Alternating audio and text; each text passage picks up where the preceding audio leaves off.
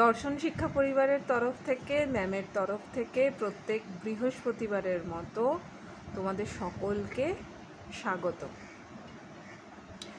সকলে ভীষণ ভালো আছো, পজিটিভ আছো, প্রকৃতির সঙ্গে আছো, প্রভুর সঙ্গে আছো, নিজেদের সঙ্গে তো অবশ্যই আছো, এগুলো সবটাই আশা করা যায়। তো গত বৃহস্পতিবার দিন আমি আমার নিজের কিছু ব্যক্তিগত কাজের জন্য আমি ক্লাসটা নিতে পারিনি। তো মোটামুটি একটা কি বলি, মানে ইঙ্গিত বলবো, অন্যরকম কোনো শব্দ প্রয়োগ করে বলবো, শুধু এইটা বলতে পারি যে এই যে তোমাদের কাছে তত্ত্ব পরিবেশন, সেইটা কিন্তু বিশেষত পাত্র মাত্রা জ্ঞানের যে তত্ত্ব পরিবেশনটা, সেটা কিন্তু আস্তে আস্তে অন্তিম পর্যায়ে আমি চলে আসছি। মানে এটাও আস্তে আস্তে শেষ হবে। এরপর প্রভুকে ওরমভাবে তো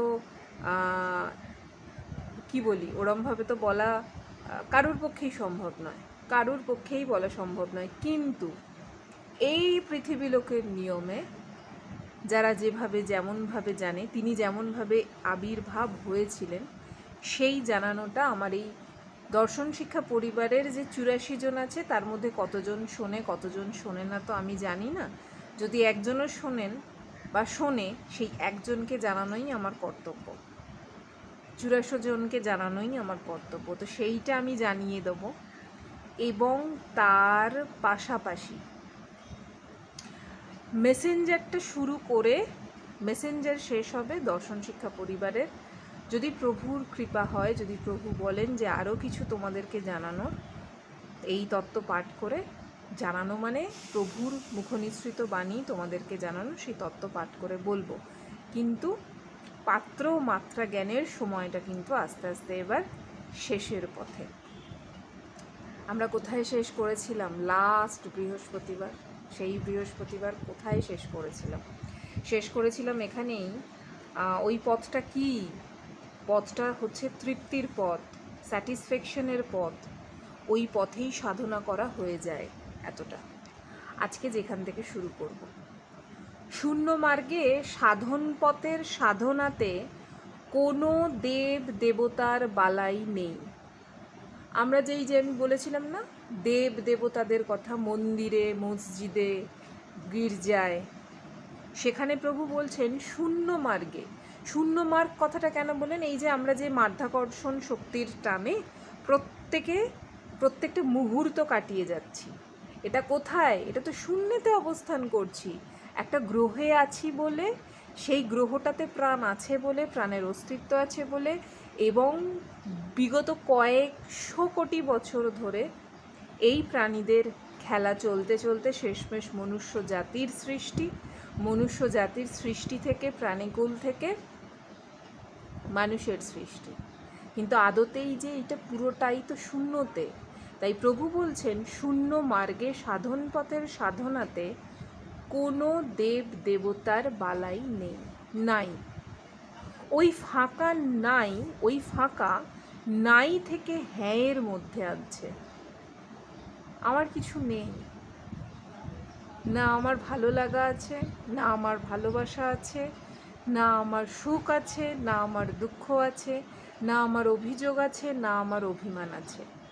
যখন কোনো একটি ব্যক্তি ডিপ্রেশনে গিয়ে কথাগুলো বলে, তখন তার আলাদা ব্যাখ্যা। এই ডিপ্রেশন, এটাও সাইকোলজিক্যালি, বিজ্ঞানের ভাষায়, এখানকার ভাষায়, এটা একটা অবস্থান। কিন্তু যখন কোনো একজন প্রকৃত সাধক, সে যখন সত্যিকারের সেই সাধন পথে এগোতে এগোতে সে যখন বুঝতে পারছে কি আছে, কি থাকবে বলে আমরা এসেছি, সবই তো একটা টানাটানির খেলা, সবই তো সেই নাই থেকে হ্যাঁয়ের খেলা। নাই কোনোটাই, তুমি শুধু যেহেতু মনুষ্য দেহেতে আছো, সেই কারণে তোমার বুঝ দিয়ে দিয়েছে, স্বাধীনতা দিয়ে দিয়েছে। কে দিয়ে দিয়েছে? প্রকৃতি। তুমি শুধু সেই বুঝটাকে নিয়ে, স্বাধীনতাটাকে নিয়ে এগোচ্ছ। তাই মনে হচ্ছে আমার এগুলো থাকলে ভালো হতো। তাই এখানে কথাটা প্রভু কি বলছেন? নাইয়ের সাধনা করে করে এগিয়ে যাচ্ছ তোমরা। তোমাদের দেব দেবতা তো নাই, ওই ফাঁকা নাই থেকে হ্যাঁয়ের মধ্যে আনছে। কি হবে তোমাদের ওই দেব দেবতায়? তাদের ঘর সংসার আছে, ছেলে মেয়ে আছে, সব আছে। তোমাদেরও আছে প্রেম, ভালোবাসা, ঝগড়া, বিবাদ। নেই? আমাদের নেই? একটুখানি অভিমান, একটুখানি মন খারাপ, একটুখানি খারাপ লাগা, একটুখানি কান্না, এগুলো আমাদের নেই? কিন্তু সত্যিকারের কি আমরা বুঝতে পারি যে এগুলো করে আদতে আমরা আমাদের সময়টাকে নষ্ট করছি? হয়তো বুঝে আসে, হয়তো মন কখনো কখনো বলে যে ধুর, সব বেকার, সবটা ফালতু, সবটা মিথ্যে। এই যে সবটা মিথ্যে বলা হলো, এই মিথ্যেটা আসলে মিথ্যে কোনো দিনই ছিল না। তাহলে কি?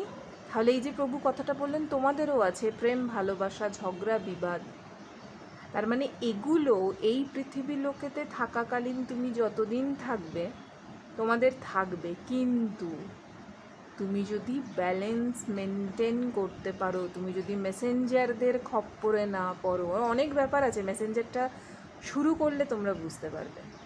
মানে এটা যে শুধুমাত্র এই যে সাইকোলজিক্যালি ভাষায়, সাইকোলজির ভাষায়, মনোবিজ্ঞানের ক্ষেত্র থেকে যদি আমি বিচার করে বলি, এরকম অনেক টার্মস আমরা ব্যবহার করতে পারি। কিন্তু জীবনের প্রত্যেকটা মুহূর্তের যদি আমি ক্ষেত্র থেকে বলি, তখন আমি কোন টার্মগুলো ব্যবহার করব? তখন কি শুধু এই সমস্ত টার্ম ব্যবহার করব? এই সমস্ত মানে এ তো প্রভুর মুখ নিঃসৃত বাণী, মহাকাশের মহানাম রাম ও নারায়ণ রাম, সেই নাম যিনি দিয়ে গেলেন, এগুলো তো তার কথা। তাহলে এগুলো কি যাতা কথা? তাহলে কোন দাঁড়টায় আমরা পৌঁছালে, কোন সময়ের ক্ষেত্রতে আমরা পৌঁছালে তবে আমাদের কোনো অনুভূতি আর অনুভূতি বলে মনে হবে না। তাহলে প্রভু বললেন তোমাদেরও আছে প্রেম, ভালোবাসা, ঝগড়া, বিবাদ, তবে দেবদেবতা নিয়ে মাথা ঘামাচ্ছ কেন? তোমরা নাইয়ের সাধনা করছো। আমার বাড়ি নেই, গাড়ি নেই, সুখ নেই, আনন্দ নেই, ভালোবাসা নেই। কই কেউ তো বললো না না থাকা সত্ত্বেও আমার সবটা আছে। এই যে মাথার ওপর চূড়ান্ত বড় আকাশ, পায়ের নিচে মাটি, চোখের সামনে অগণিত প্রাণী, সবাই তো আছে। সর্বোপরি ক্ষিতি, অপ, তেজ, মরুদ, বোম, চন্দ্র, সূর্য, গ্রহ, নক্ষত্র সকলে আছে। সর্বোপরি এই মুহূর্ত পর্যন্ত আমি অন্যটুকু এই মনুষ্য দেহতে দেওয়ার জন্য সেইটুকু আমি পেয়ে যাচ্ছি কারুর না কারুর কৃপায়, কোনো না কোনোভাবে। আমার পরিধানের জন্য এখনো পর্যন্ত কোনো না কোনো বস্ত্র আছে কারুর না কারুর কৃপায়, কেউ একজন তো আছে।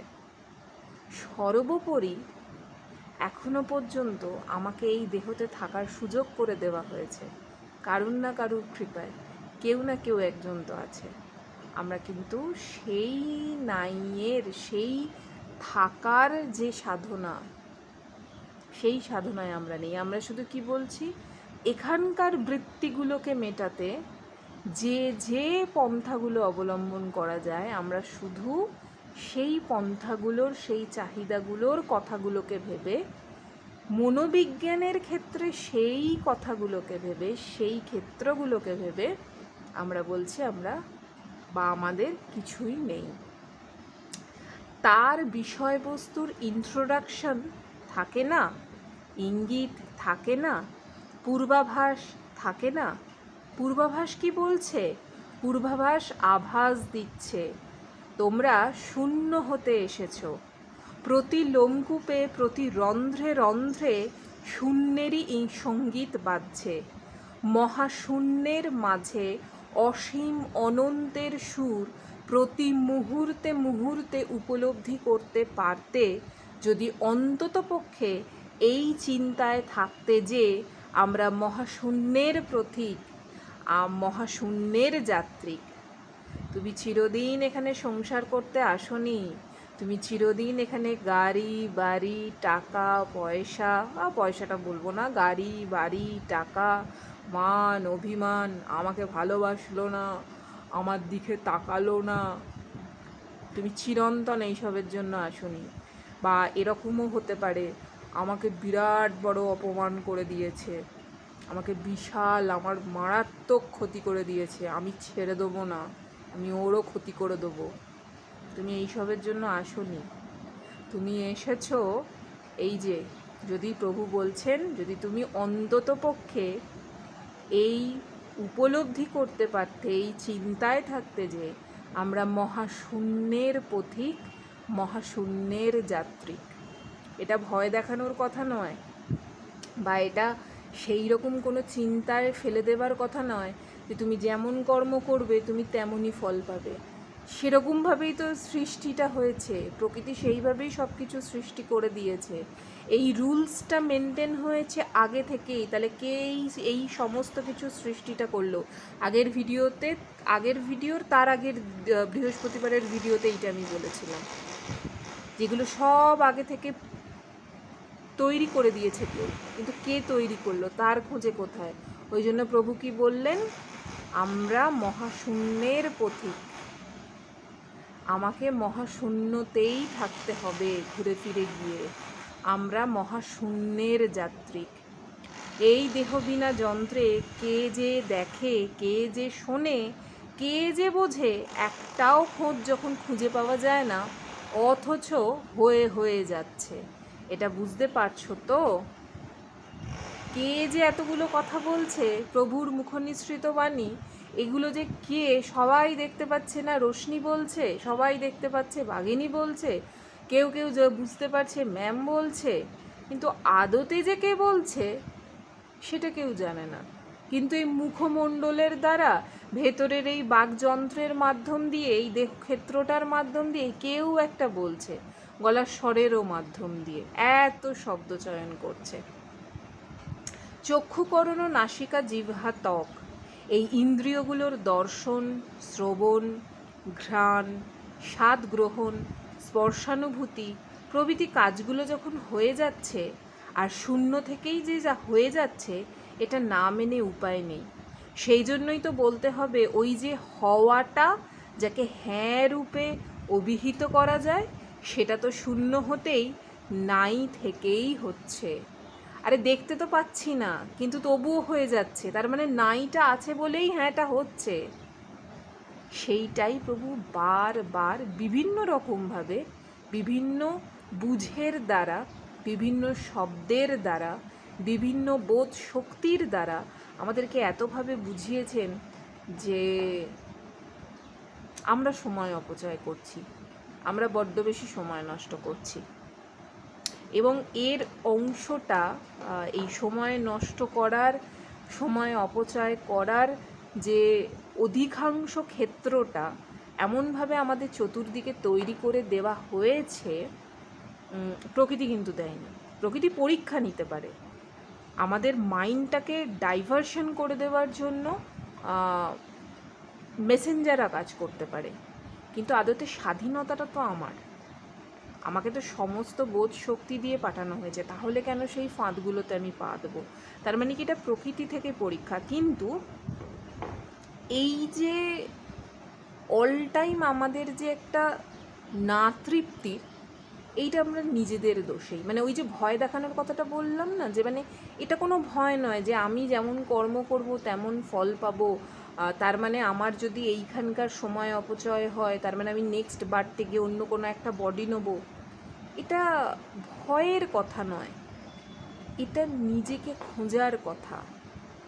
আর কতগুলো জন্ম নেব বাবা, হলো তো এত অনন্ত কোটি জন্ম, হয়তো আমি কিছুই জানতে পারিনি, হয়তো তোমরা কিছুই জানতে পারোনি, কিন্তু একটা তো বোধ তো কাজ করছে, একটা সত্যিকারের অনুভূতি তো কাজ করছে যে বড্ড বেশি সময় নষ্ট হচ্ছে। এত সময় নষ্ট করার জন্যই কি আমাদের প্রত্যেকের জন্ম?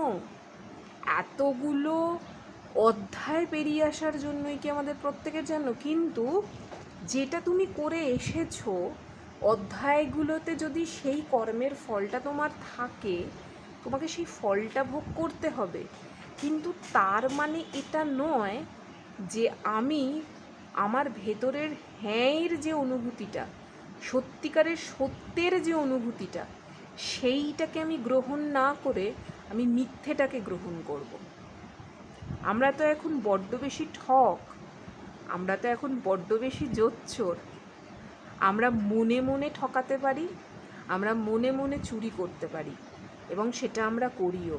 আমি সামনে একজনকে দেখাচ্ছি ভীষণ ভীষণ ভালো, কিন্তু মনে মনে আমি জানি আমি তার প্রতি বা আমি সেই মানুষগুলোর প্রতি কতখানি জোচ্চুরি করছি, কতখানি তাকে মনে মনে ঠকাচ্ছি।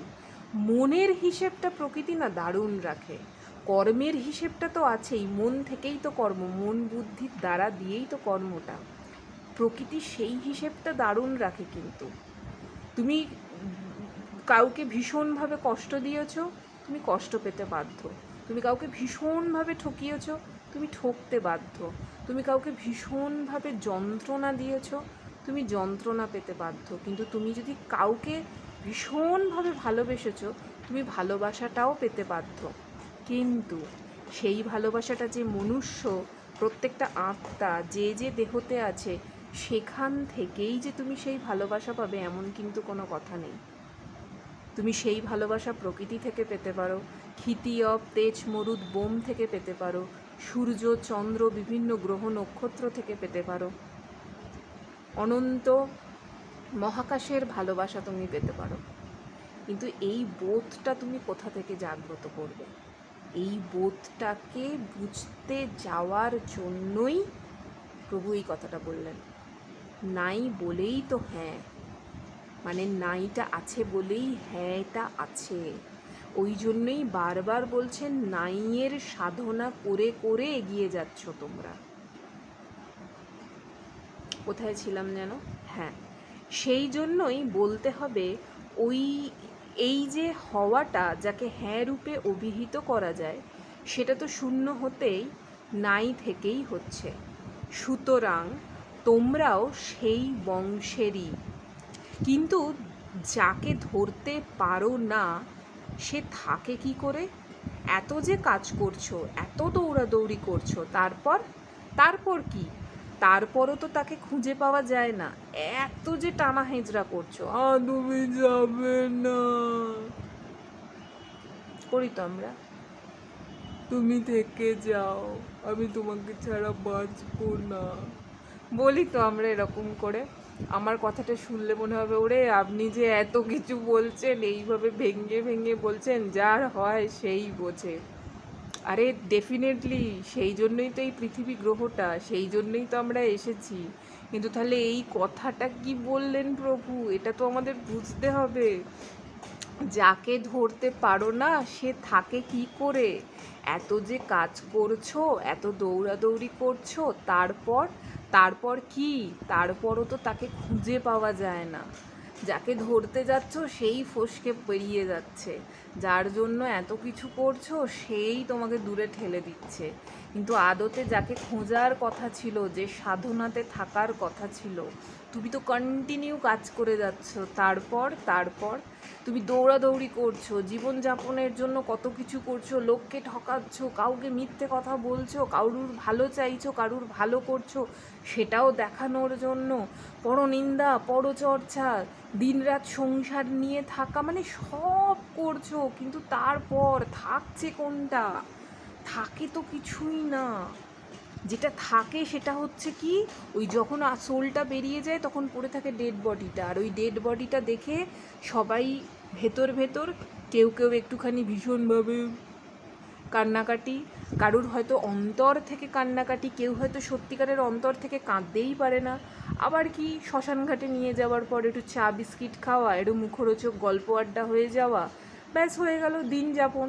যে চাওয়া সে চলে গেল, যার কর্ম নিয়ে যে এসেছিল সে চলে গেল, তার বডিটা বুড়িয়ে ঠুরিয়ে আসার পরে তারপর আবার 10 দিনের দিন, যেহেতু ব্রাহ্মণ পরিবারে এসেছি, ব্রাহ্মণ পরিবারে আসা, সেই জন্য 10 দিনের দিন কাজ, 12 দিনের দিন খাওয়া দাওয়া। এই তো হচ্ছে এখানকার সমাজের রুলস।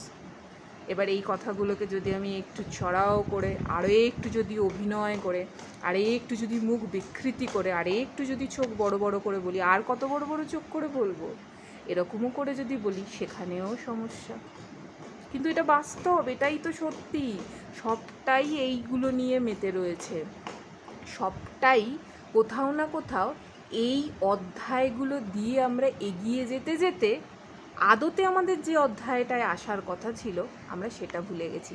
সেই জন্য প্রভু বলছেন তারপরও তো তাকে খুঁজে পাওয়া যায় না। তুমি আদতে যে খোঁজের ব্যস্ত, যে খোঁজের জন্য তুমি এগোচ্ছ, তুমি কিন্তু সেই খোঁজেতে খুঁজতে যাওয়ার যে চেষ্টা, সেই চেষ্টাটা তুমি করতে পারছো না। কিন্তু তোমার আশাটা হবার জন্য। জিহ্বাকে বলো কে স্বাদ গ্রহণ করে, কি উত্তর দেয় দেখো। জিহ্বা বলবে জানি না তো।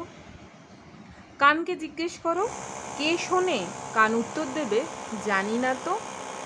চোখকে বলো কে দেখে, চোখ ওই খোঁজাখুঁজির উত্তরে বলবে ওই যে এইমাত্র চোখটাকে কি সুন্দর বড় বড় করে বলছিলাম, এখনও বড় বড় করে বললাম।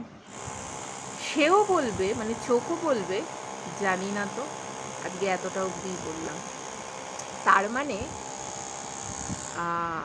আমাদের প্রত্যেকের আশাটা বৃথা।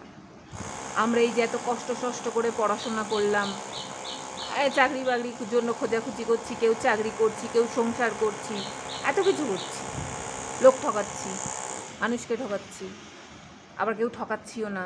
খুব ভালো, আমি ভীষণ ভীষণ ভালো মানুষ, সব বোঝাপড়ার মধ্যে আমি আছি। তারপরেও কিন্তু সময়টা নষ্ট করছি না। যা কিছু করছি তার মাঝে কি একবারের জন্য বিবেকের ডাকে সাড়াটা দিয়েছি এখনো পর্যন্ত? ওরে ওটা করিস না, বিবেক বলছে আর করিস না। পেরেছি সেই ডাকে সাড়া দিতে? পারিনি।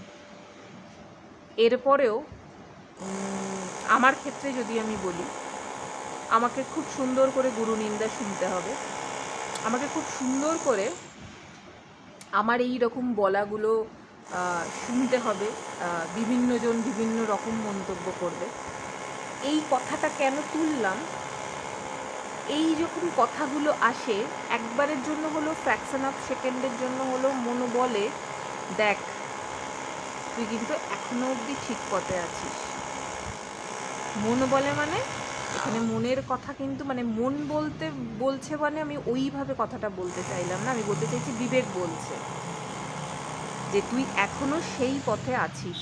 যখন এই সারাটা আসবে না, যখন বলবে ও আমাকে এই রকম করে বললো, আমাকে গুরু নিন্দা শুনতে হচ্ছে, তখন কিন্তু বিবেকের থেকে আমি বিবেকের ডাকে সারাটা দিচ্ছি। এইগুলোকে ওভারকাম করা। আজকে একটু বেশি কি ওই হাবুং জাবুং কিছু বলে ফেললাম কি জানি, আমি তো জানি না। আমার বেশ ভালোই লাগছিল তোমাদের সঙ্গে এইগুলো শেয়ার করতে, এইরমভাবে বলতে। তো সবাই একটুখানি নিজেকে খোঁজার চেষ্টা করো। দর্শন শিক্ষা পরিবারের দর্শনের পাঠ থাকবে, যতদিন প্রভু চাইবে প্রভুর মুখনিসৃত বাণী তোমাদের তত্ত্ব পরিবেশন করব, সবটা থাকবে। কিন্তু এই থাকাটার মধ্যে না একটা বিষয় থেকে গেছে, এই থাকাটার মধ্যে নিজেদের যতক্ষণ না বুঝতে পারছো, নিজেদের যতক্ষণ না চেনার পথে জানার পথে হাঁটছো, ততদিন শুধু শোনাই থেকে যাবে। সকলে বলো রাম নারায়ণ রাম, রাম নারায়ণ রাম, রাম নারায়ণ রাম। নেক্সট বৃহস্পতিবারের ভিডিওতে তোমাদের সঙ্গে দেখা হচ্ছে। আর বিশেষ কিছু বলবো না, আজকের মতো টাটা। পজিটিভ থাকো, দর্শন শিক্ষা পরিবারের সঙ্গে থাকো, ম্যামের সঙ্গে থাকতে পারলে ভালো, প্রভুর সঙ্গে ডেফিনেটলি থাকো, প্রকৃতির সঙ্গে থাকো। মানে আজকে না আমি তোমাদেরকে বলতে গিয়ে আমি নিজেই কয়েকটা জিনিস ভাবছিলাম যে আমি আজকে এইভাবে কেন বলছি।